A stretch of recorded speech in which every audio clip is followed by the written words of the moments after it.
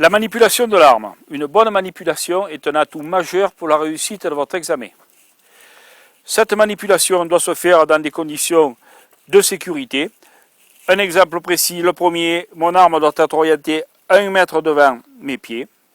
C'est toujours la crosse qui remonte et non pas les canons, comme ceci. Si le coup part, cela peut engendrer un accident mortel, donc c'est à bannir. Je travaille les pieds en parallèle. Pour une excellente façon de travailler, je vais faire de mon fusil superposé un juxtaposé. J'ouvre ma main gauche, je mets mon fusil à plat, je dégage la crosse, je tire sur ma crosse, je remets mon arme droite, je regarde devant, rien ne se présente, c'est mes canons qui me passent devant les yeux.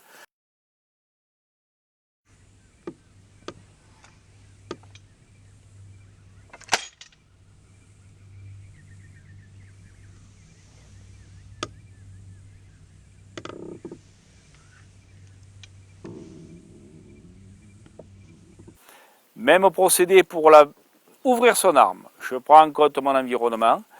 Rien devant. Mes canons me passent devant les yeux. Une fois cet acte fait, je m'occupe de mon arme. J'ouvre la clé.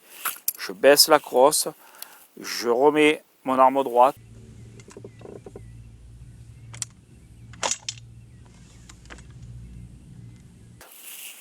Je vérifie l'état de mes canons. Et je la rends à la personne qui m'accompagne.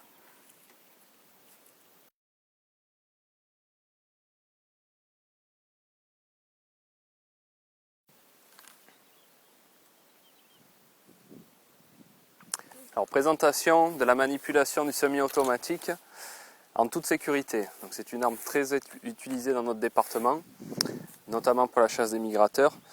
Alors, comment l'utiliser en toute sécurité?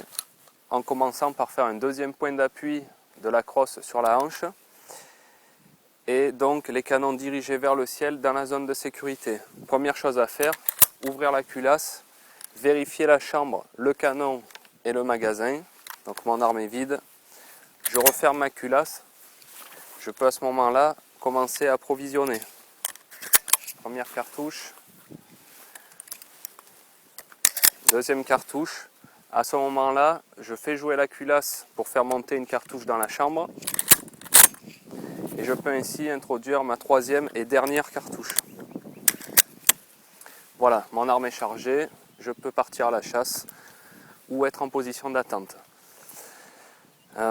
Pour décharger mon arme, toujours pareil, un deuxième point d'appui.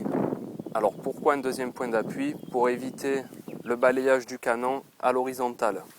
Évidemment, si je pars du bas et que je tire sur la culasse, je finirai forcément à l'horizontale.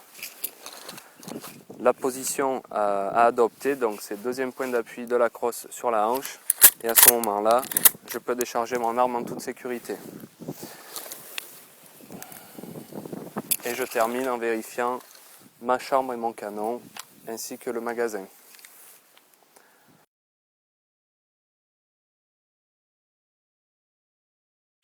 La Fédération départementale des chasseurs des Bouches-du-Rhône vous souhaite la bienvenue sur le domaine de Subroc. Nous allons vous présenter le parcours que vous aurez à effectuer le jour de votre examen final.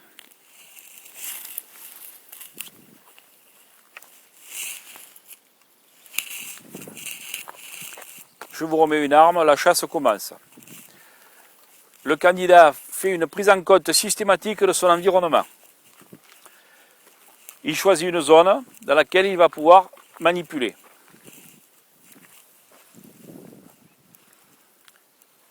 Approvisionnement de l'arme, après avoir vérifié l'état de ses canons.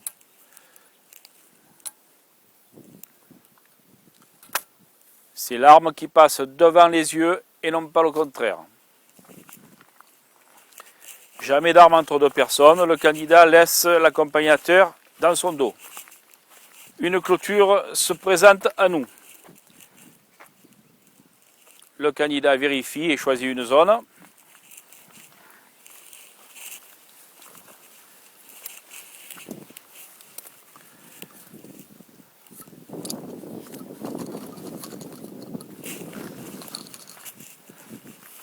Le candidat tourne toujours de le dos à la personne qui l'accompagne.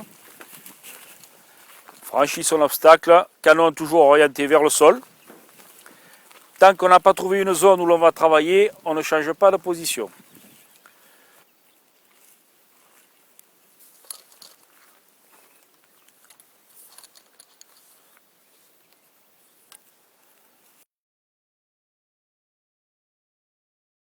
Si la vérification de l'arme n'a pas été effectuée, on peut le faire tant que l'arme n'est pas fermée.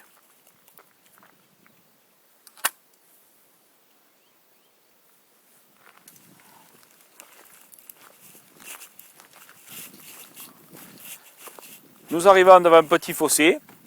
Le candidat va choisir une zone qui ne présente aucun danger afin de pouvoir décharger son arme en toute tranquillité.